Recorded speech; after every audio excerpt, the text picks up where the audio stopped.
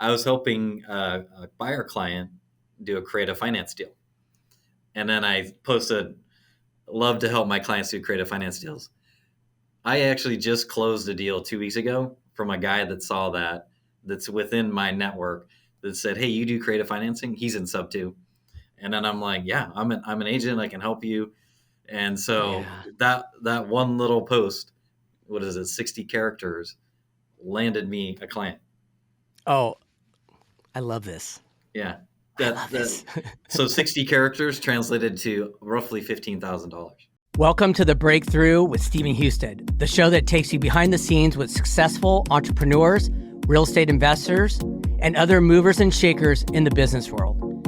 In each episode, we'll sit down with our guests to explore their personal and professional journeys, including the challenges they faced, the breakthrough moments that propelled them to success, and the strategies and the tactics they use to get there. Get inspired by new ideas and strategies and get to know our guests on a deeper level. Join us for candid conversations, powerful insights, and plenty of breakthrough moments. Please help us grow by subscribing and sharing the podcast, and welcome to the show. Hello, everybody.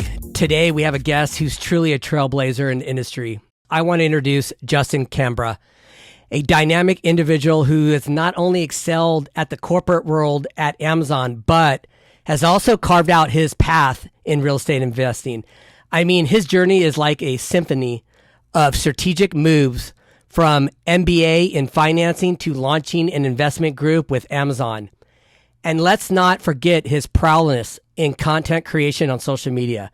Now, Justin's story isn't just about making money. It's about crafting a legacy and seizing every opportunity.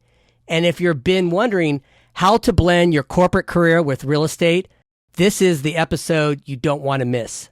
From his farm roots to building a portfolio of properties, Justin's insights and strategies will have you rethinking your approach to real estate. So grab a notebook, because we're diving into everything from his experience at Amazon, launching an investment group, and how farming background shaped his disciplined mindset.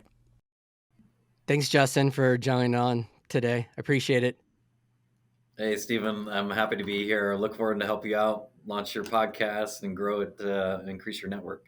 Yeah, thank you. You know, starting a podcast, I'll say that I had this as something I want to do in May, last May, and didn't really realize how much time and back end would be needed to do this.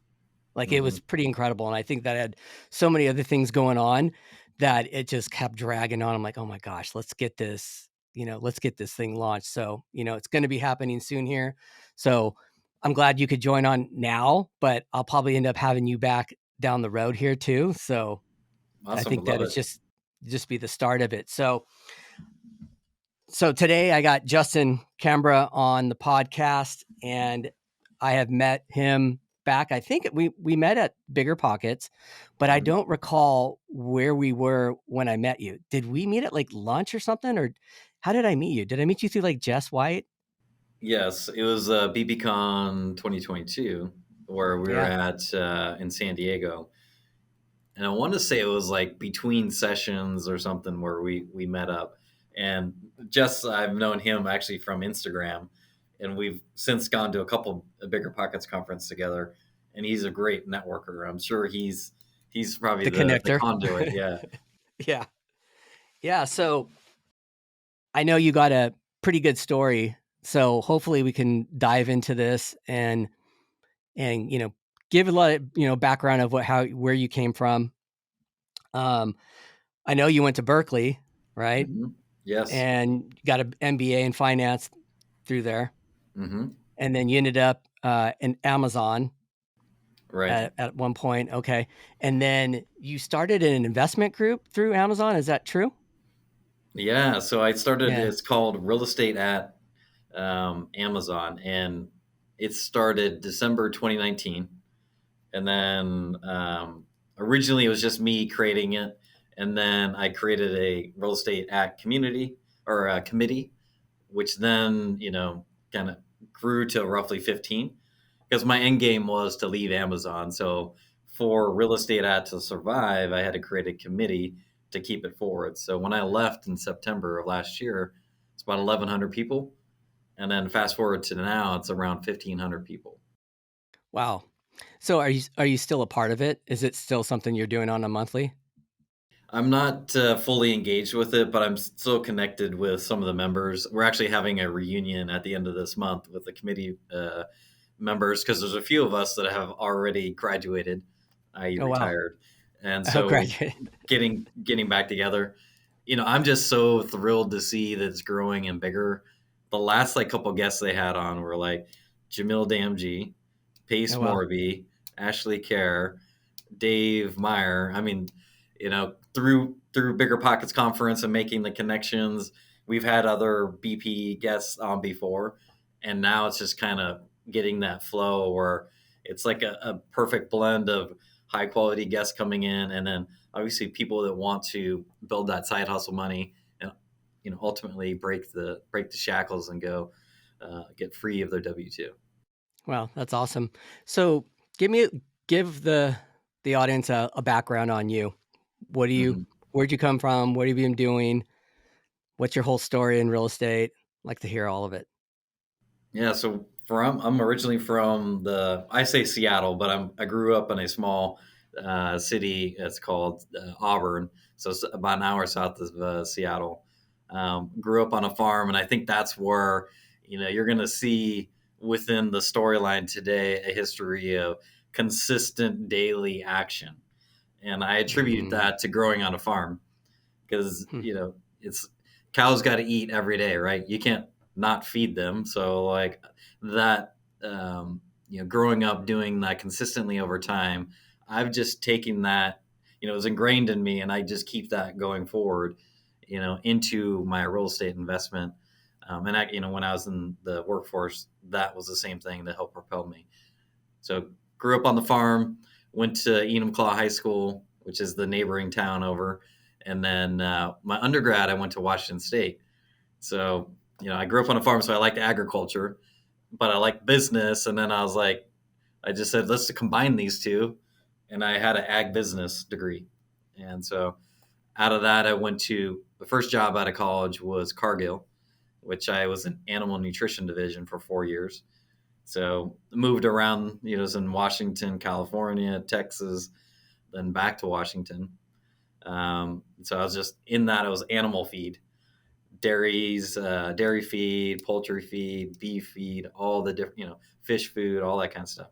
Then from there, I was like, at the time I was married, we're trying to stop moving around, and then I ended up working at Safeway, which is a West Coast real estate chain, and started in one of their manufacturing plants. And then ultimately, I moved from Seattle area back down to the Bay Area to get Safeway's headquartered out of there.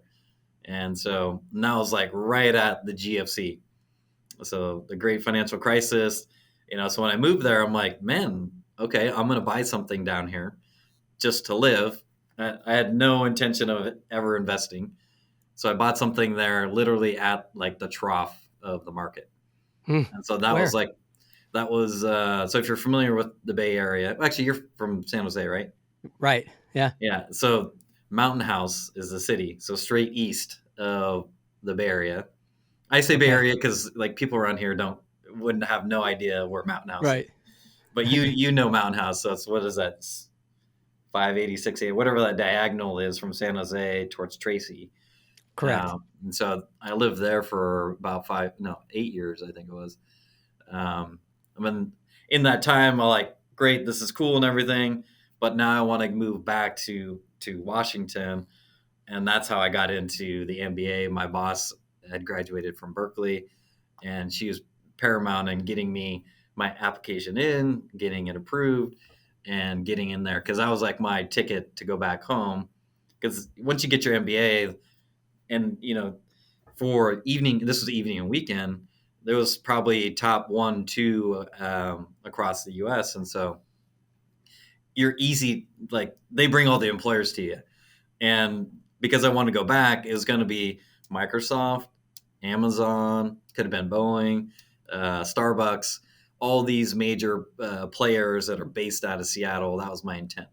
And so got my evening and weekend MBA, and then that's when I came up to Seattle and worked for Amazon. So your MBA, I got a question for you. Mm-hmm. What has that MBA done for you when it comes to real estate? What I like to say is like what the MBA, I focused in finance, so obviously that helped me in some of the more analytical financial stuff. But really, it was about being around smart people and teaching yourself how to learn. Mm-hmm. And so in real estate, the biggest barrier is people are like, well, how do I do it? So getting an MBA, all that was the how. Okay, what books do I need to read? What websites? What people? Connecting with people. And the other thing, going to Berkeley, like I barely got in. I was waitlisted. Everybody there had is super smart, so that helped me deal with really smart people who were excelling. So, fast forward that to now when I go to Bigger Pockets conferences where meet people like you and Jess and other successful people, is how do you build rapport and interact? So, like how to learn, how to interact with smart people. That was the biggest thing that I took away from the MBA. Yes, I've noticed that I have several friends and investors that have MBAs, and they're very methodical in a lot of ways in how they approach business, which I think really helps them. And I've just Mhm. noticed that in some of my friends, they just can get into something and they know how to kind of they know how to break down the system of getting going on something instead of sitting back and going, I'm lost. They kind of Right. have a little different of a grasp. So yeah, that's great. So once you got the MBA, then you're back into Seattle and at Amazon at that point. Exactly. Yep. Okay, That's let's hear about was that this. that was 2013. So graduated in May. Took a month. I think it was a month off, and I started right after. I think it was around 4th of July, 2013. And so that was my first job at Amazon. So I majored in because my goal was like, okay, yeah, I want to go back to Seattle, but like through my other jobs, I had like operations background was predominantly my experience. But then, if I want to own my own company, I needed to know more about the money. So I focused on Mhm. finance, and then I was like, okay, I want to get a finance job now. And Amazon, I was in, hopped right into finance. So first kind of tech job, first finance job, and then my first role, it was a rotation. So my first role was in advertising. I knew nothing about advertising, and so I kind of got thrown right in, and I learned a ton there. And really, what I learned over those 4 years, I worked there 9 years of the first four were in finance. What I learned is that I can do it, but it wasn't inherently what I love to do. Which then, like, I could do it, but it'd be like 110% of my effort. Somebody else could do it like 80, 90%. And I was like, I need to find something better that matches with my skill set. Because Amazon does get a bad rap for churning through a lot of people. The thing is the speed and the scale, you have to have all your skill sets applied to what that job is. If Mm. there's a misalignment, it's going to be friction, it's going to be tension, internally and with Amazon. So once I shifted into my second role, which is biz dev, I mean, this was like I loved that job. It was so cake, right? I would travel around and pitch vendors to create a brand that was exclusively sold on Amazon. We would do the advertising, they do the manufacturing, we do the distribution, and it was like the greatest thing ever. I was traveling all over the U.S. I was building all these frequent flyer miles, and it was just super fun. Like, who doesn't want to sell to me when I was working at Amazon? That's like it's the easiest sales job you could ever have. It's good too because sales that part of Amazon and doing sales, I would imagine probably translated into the real estate part of it too. 100%. Because when we 100. when we launched, this group was called Accelerate, Amazon Accelerator. I don't know if it's still around or not, but we literally would get the list of manufacturers, and we'd have our list. We'd go down the list. How many people did you call today? How many did you set Oh appointments? yeah. The whole sales funnel, right? So how Right. many got appointments, and then how many did you pitch, and then what happened after post pitch? Did we have a follow up meeting? Are they in contract phase? Did we sign? And then once they signed, then it was more ongoing operations.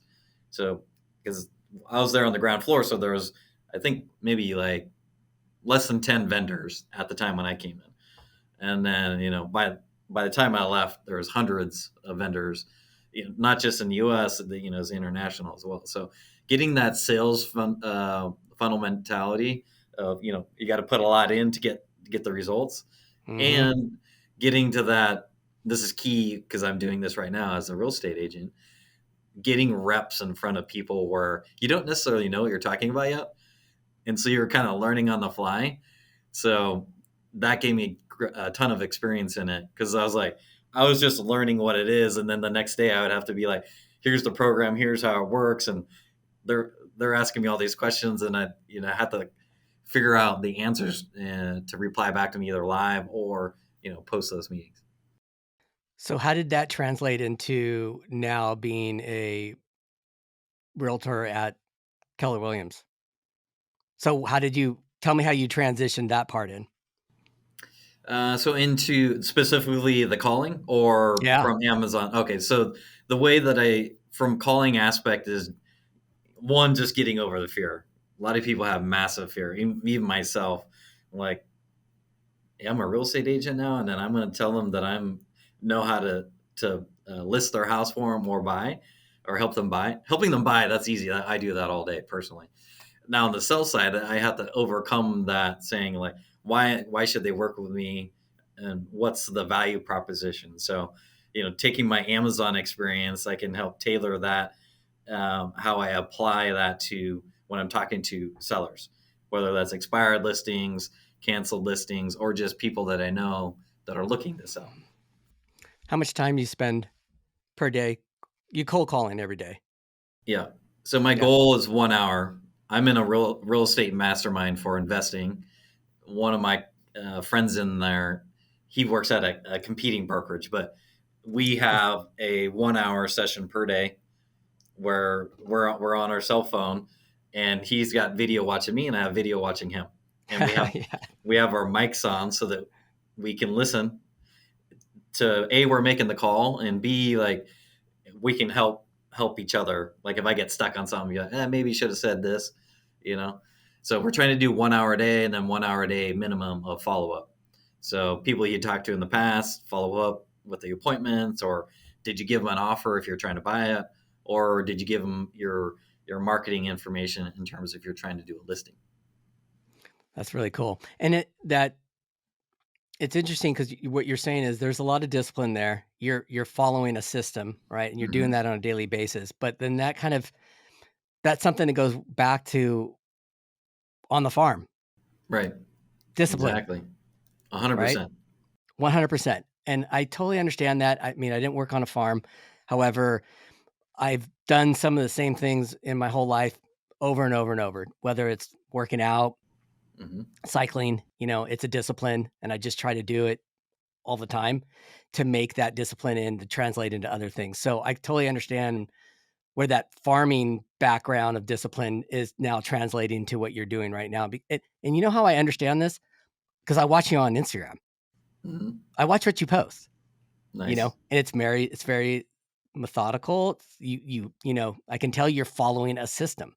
Mm-hmm. Not everybody would catch that, but I do, Nice. so I like that. And I think that's what it's all about too. Just showing up and doing it, and some days you probably do it and probably don't, there's no traction. Probably nothing goes your way at all. But Mm-hmm. all of a sudden that one day comes around and it all does.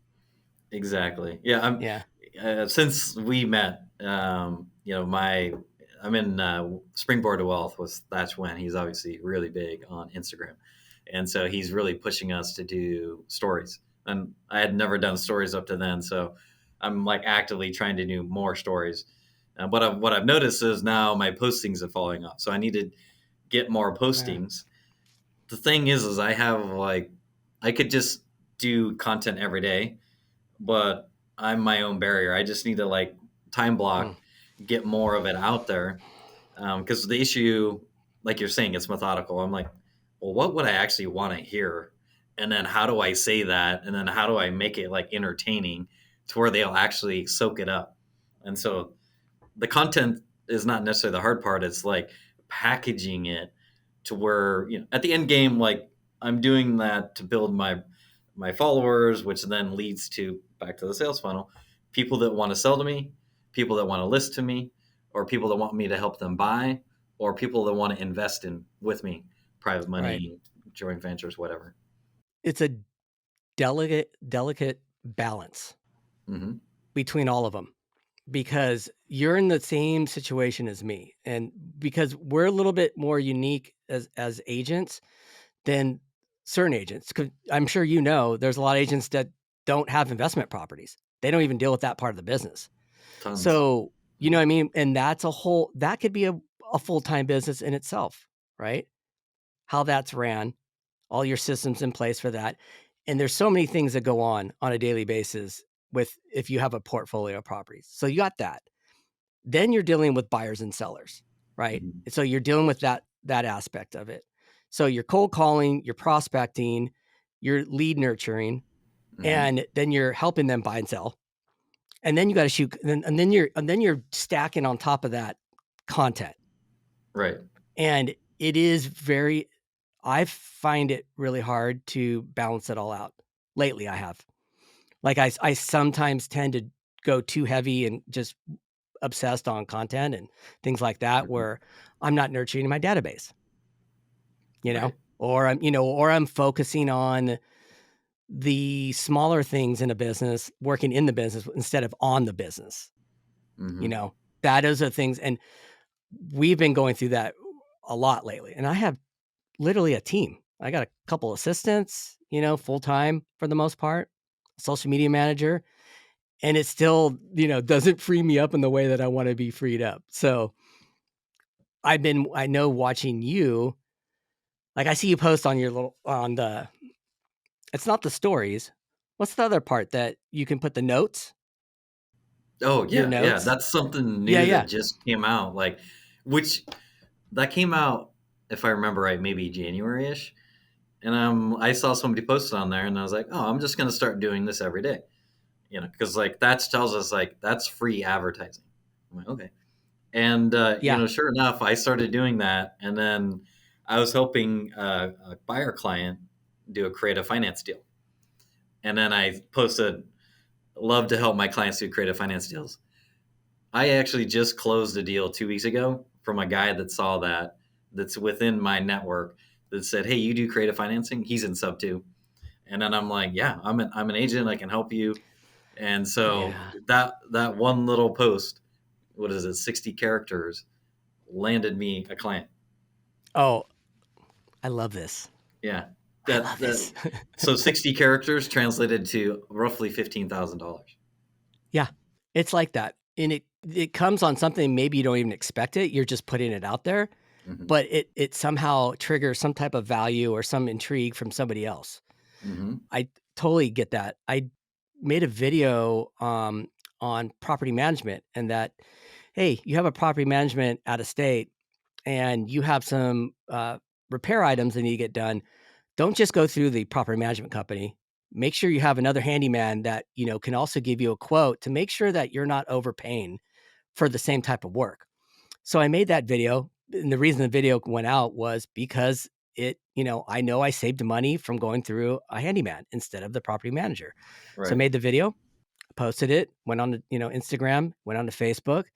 And then on Facebook, I had a friend from high school reach out who lives in Arizona and said, hey, I saw your video on property management. I have my mom passed away and her house is now a rental, but it's, I don't know if I'm getting overcharged. Can I talk to you?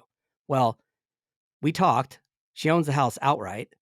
She's not making that much money on it. So now what we're doing is we're selling it. She's buying a primary in Arizona and she's going to start investing.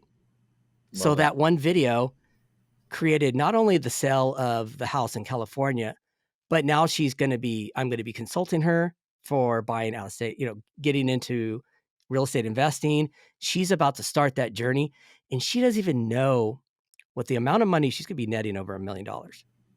She has Nice. no clue what she can potentially do for her future and her daughter's future and her daughter's kids' future. You know what I Mhm. mean? Like, they just don't know. Like, the leverage and the strategies and everything that go along with that. So now I'm taking her under my wing. All based on a video.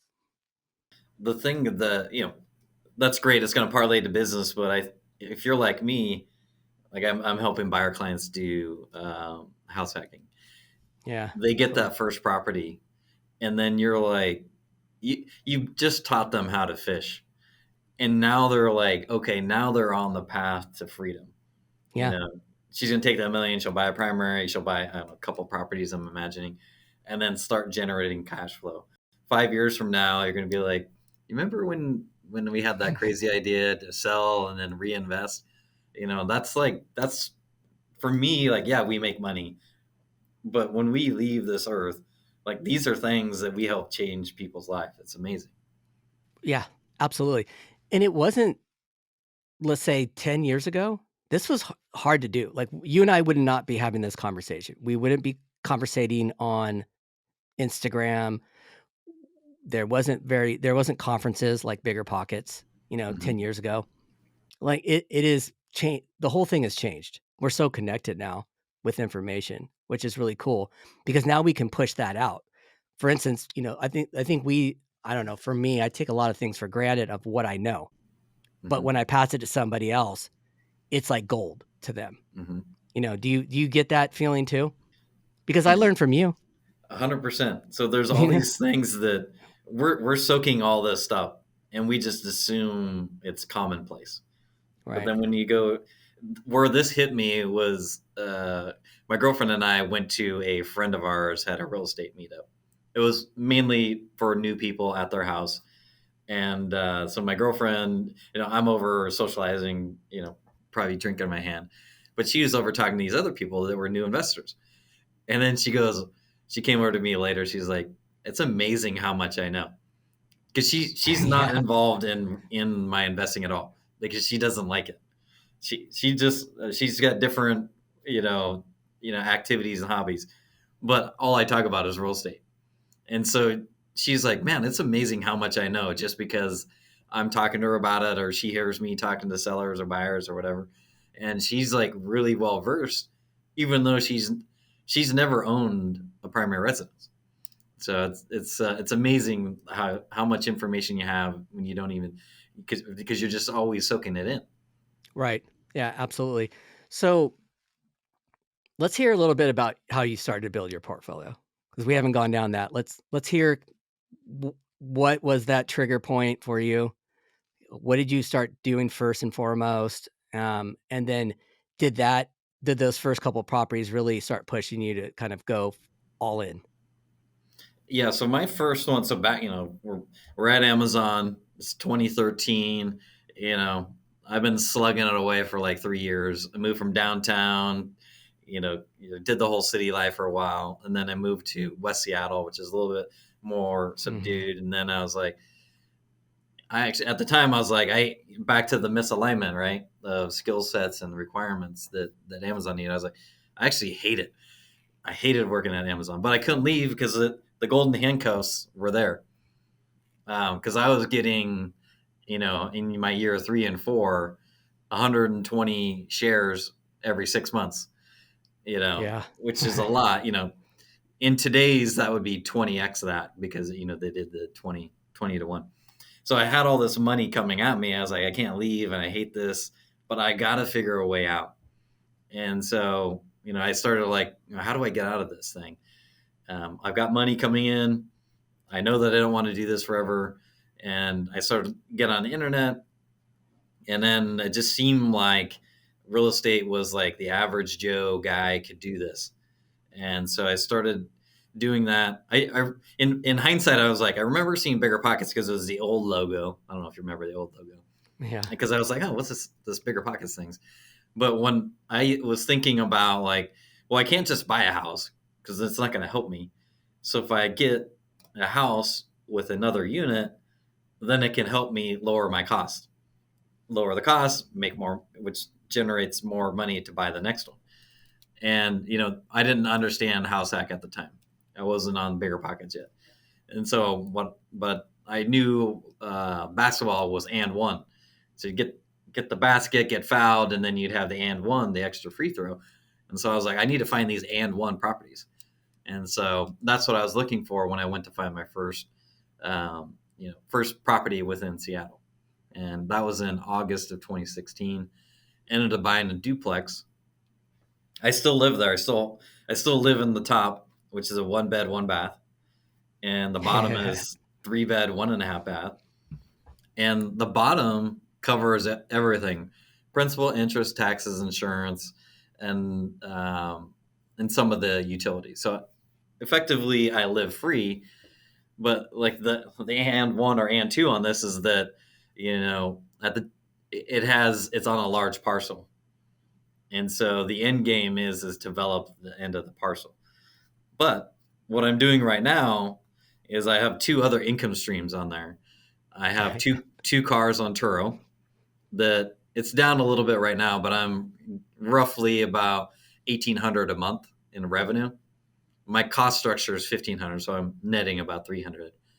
And then just recently, I started renting parking spots out. So I'm almost up to $700 a month just on parking. It's like the easiest money I'm making right now. So like I've never even met some of these people. They just click through the Neighbor app. Try Neighbor if you're on there, and they go through the app.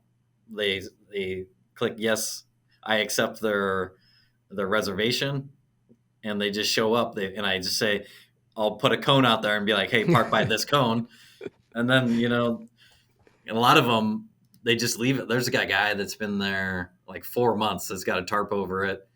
One of the not a tarp, but like the fancy like covers for it. Yeah. And I don't know if he'll ever come back, but I'm like, he's like $150 a month. I'm like, that's fine by me. And what are they Are they parking? Are there really nice cars? Are they doing them and then traveling? Like, do you even have a background on these people that are? So I have a little bit of renting your everything. services? So right now I've got a guy who I believe lives in Dubai, or he lives here but has a home in Dubai. So he goes there for like 2 to 4 weeks at a time. I've never seen this guy, but he shows up. His car's there. Then I've got a startup company that's called Scoop Troop, which you basically pay them to scoop up dog poop. So he's got the car there, and he's going to expand as his business grows. Then I've got a guy who lived downtown, but he, I think, transferred to another job, but his car was, getting ticketed because I guess he parked it. So he literally towed the car and is sitting there. I don't know how long he's going to do that, but he's already been there for like 4 months. Then I have my first boat. So this guy's paying me $200 for a boat. I saw that. He'll be there for 1 to 2 months. He's got to fix the boat for, I don't know what's wrong with it, but so he's got a tarp over it, and then he's supposed to come out and fix it, during the day, and then when he's done with it, he'll pull it back out. That's great. So you just utilized every part of that property to maximize your cash flow out of it.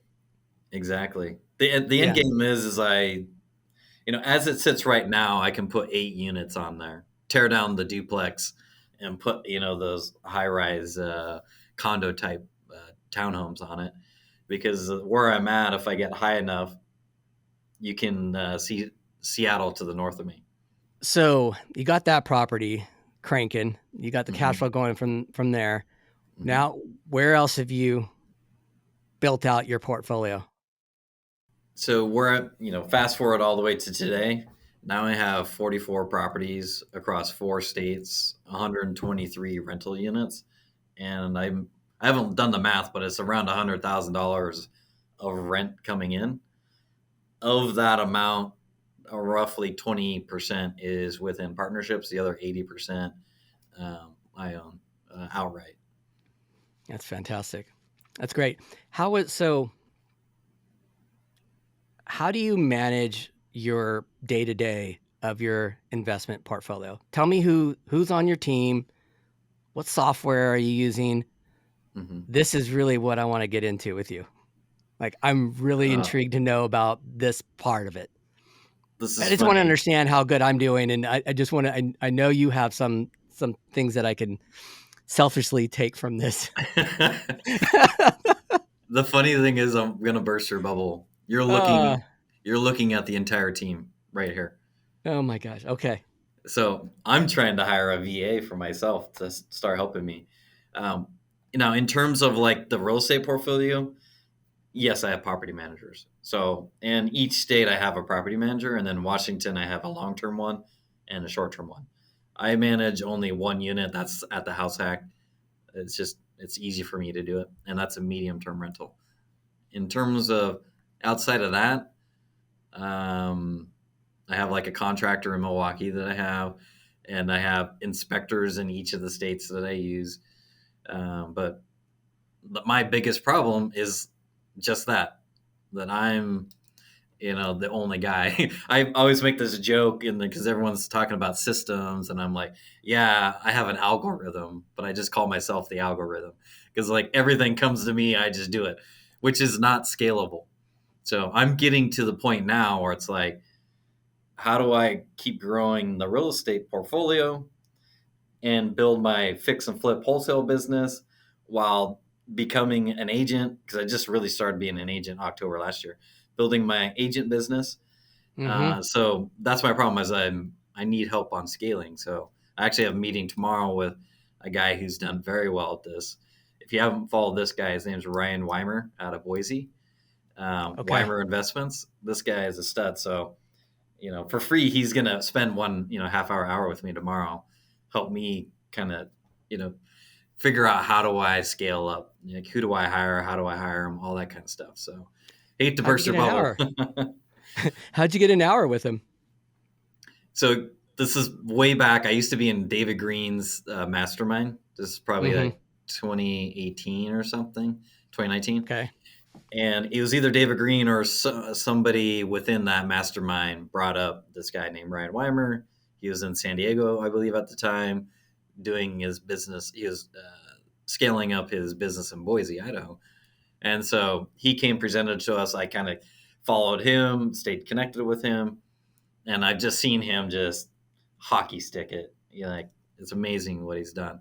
And so when he just had like he's just gives back, and he had a meeting last week talking about changes in uh, the dynamics of the market and why seller financing, which I love, is so important, and the tools that he's using. So I did that, and then and he's like, if I can help you guys out in any way, and I'm like, oh, this is my chance. So it's like, hey, would you be open to um, connecting with me next week to figure out how I could scale? And I was basically like, how do I become like you? Because like you got to find that person that's where you want to be, Right. and literally you're drafting off of them. They're like, back to your point earlier, they think it's common everything they're doing, but I'm like, oh, how did you do the job description? Who did you hire? How much did you pay them?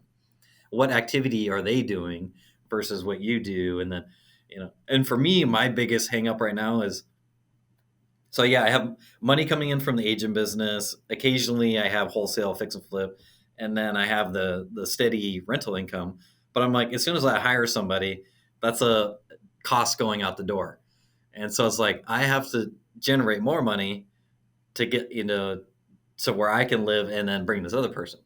So it's like in my mind is like I got to generate a bunch more cash and leads to then have this other person help me chop it up, process it to make more money, to then pay for that person, and then the next person, and then the next person.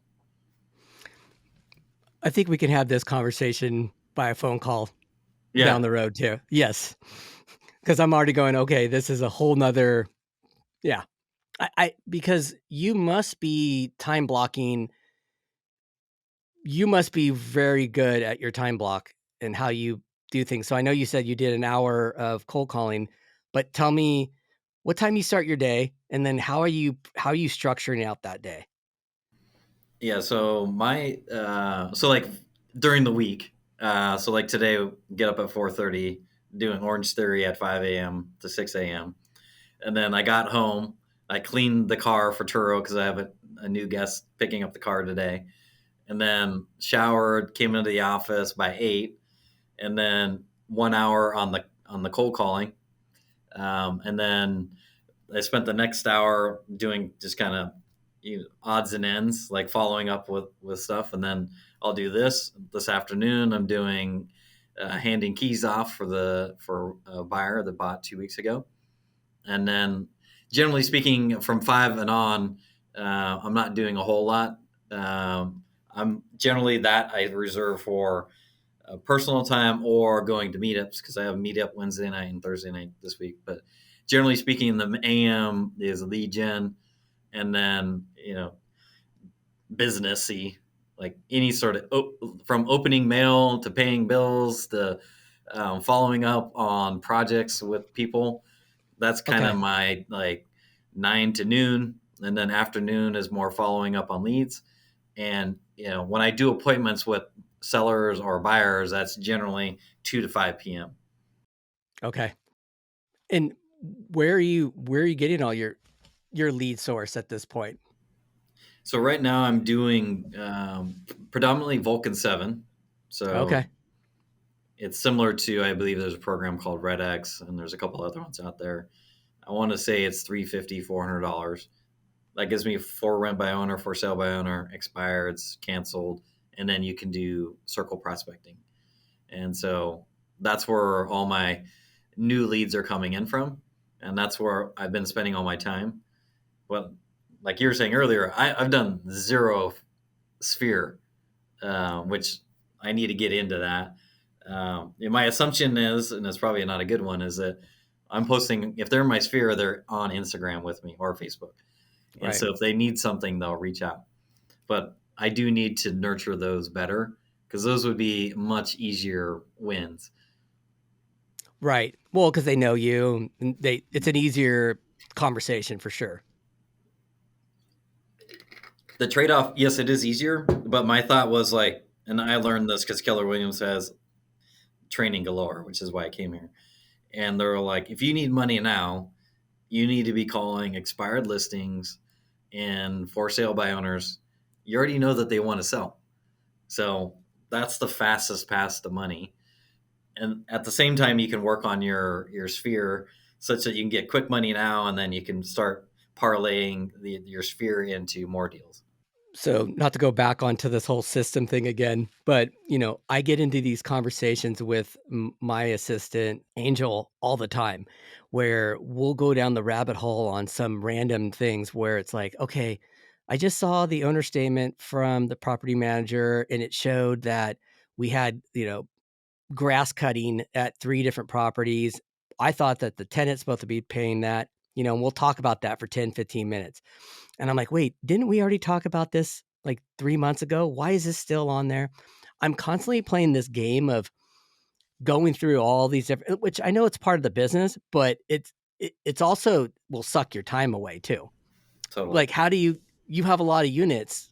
How are you going through all the day-to-day things that have to, that grab your attention? Because I know there's things that pop up that even though you have a property manager, there's still stuff you have to approve or not approve or move to somebody else to do it. Yeah. So the reason why I've been able to do the 1 hour lead gen is because I have accountability. That's why we're on video camera. They can hear the calls. I can hear his calls. The short answer is like, I'm just muscling it. So it's good. Like, but there's been times where I haven't even looked at a property management statement for 3 months. And then I look at it. I just posted this one on Instagram. I was like, guys, how do I have $1,000 bill on a unit that I purposely held vacant during the winter because I didn't want to shell out the $10,000 to turn it? Like, I'm sure you're not jacking up the heater. So how do I have $1,000? Back to your point about digging in. So then as I'm digging in, following up with the people that manage the utilities, one lady left, then the new person came in. Come to find out there's a squatter in there that's been tapping into the electricity. I'm like, guys, how am I finding this? I'm 2,000 miles away. Like, and I'm like, killing me softly, But I'm like, okay. This goes back. This is like 3 through David Green's mastermind, he got me into Jocko Willink, and it's extreme ownership. I'm like, all right, this is my fault because I didn't have a way to hold them accountable. So then it's like, okay, how can I change that? All right, we should have a review on utilities, and you should look at all accounts. So I need some sort of process or system such that they're able to catch it, and I'm just monitoring them. And that monitoring is like an Amazon thing.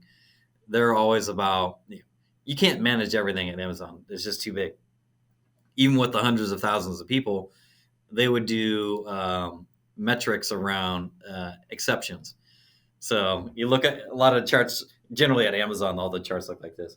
So, but you're looking for some sort of outlier. So be like, okay, there's an outlier, spend the time on that problem. And so that's what I'm trying to figure out is how do I take all my property management reports such that I can start seeing, outliers up and down on costs and revenue, vacancy, all that kind of stuff. I'll answer that for you. I got this for you. That's your VA's job.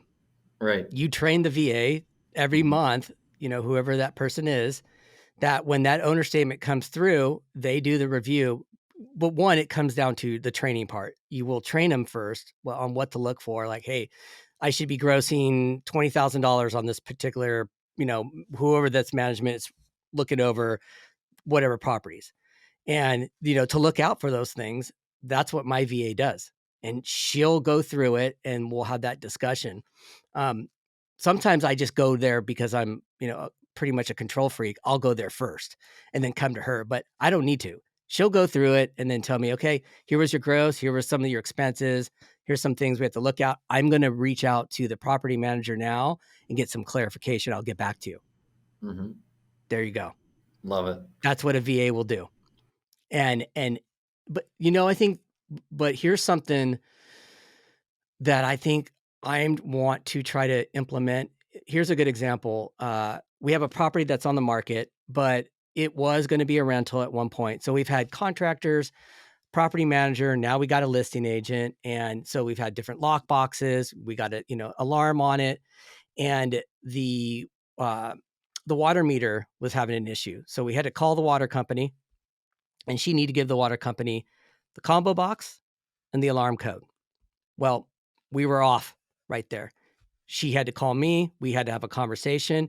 The notes were not as clear. And then at that point, I'm a little frustrated because I'm spending 10, 15 minutes on this. Right. And then she's spending time because what I'm telling her is, look, we want this dialed in where it's almost like a CRM for investing. I would say, I'm sure you can, maybe Stessa would be the thing. You could try to use it that way, but where every property has combo codes, alarm codes, everything that's detailed so that even my main VA, she's not going to be my main VA for much longer. She's going to be running the VAs. And we want to have that where she doesn't have to have that question. And she definitely doesn't need to talk to me about that question, where it's all somewhere that they can reach out to. There's a database where everything is at. So that has been my hyper focus on getting that part done, because I feel like those little things add up over time. If you spend 15 minutes there, now you're spending another 15 minutes, 2 hours down the road on that. Now you've almost got into an hour after you do these throughout your day. And time is so valuable, So yeah. The thing is the way I'm operating today is not going to give me the freedom to travel, which I want to get. My goal now is how do I scale the business, make money to retire my girlfriend, so then we can both travel, right? But the way that it's set up today, it's not. I'm not able to break away. I mean, I could take a week, no problem, but I couldn't take a month off. So that's what I need to get these VAs hired to start taking some of these tactical things that are repetitive, and I'm more of the auditor of all those tasks. Right. Yeah. And you're going to be very good at it too, by the way, because you're disciplined. I mean, I know the characteristics, and I know that you're going to just take off. So I know I need to do it. Yeah. We'll have a conversation on that down the road here. Definitely, I'd love to give you more information on that. So what? So now where you're at, so you became an agent. You're working at Keller Williams. You got all these things going on. What's next? What are your goals?